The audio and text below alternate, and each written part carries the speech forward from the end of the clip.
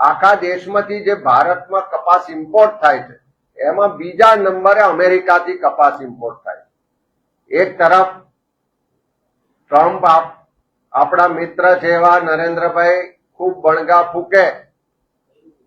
હાવડી મોદીના કાર્યક્રમો થાય, નમસ્તે ટ્રમ્પના કાર્યક્રમ થાય, એ મિત્ર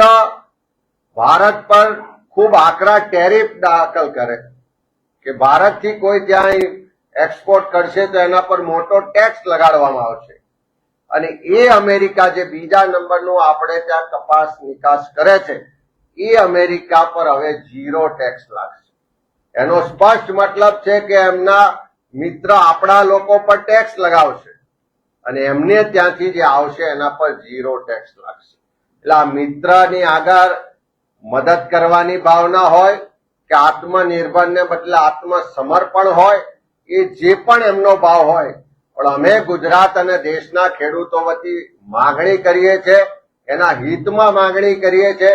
કે સરકાર જો આ નિર્ણય પર પુનઃ વિચાર ના કરવાની હોય, આ જે ઇમ્પોર્ટ ડ્યુટી નાબૂદ કરી છે એને રદ ના કરવાની હોય, તો બીજા નંબરે ખેડૂતોને હિત માટે, ખેડૂતોને આર્થિક મદદ માટે અમારી માગણી છે કે સરકાર તાત્કાલિક એક ગાંસડી પર 15,000 રૂપિયા સુધીની સહાય જાહેર કરે।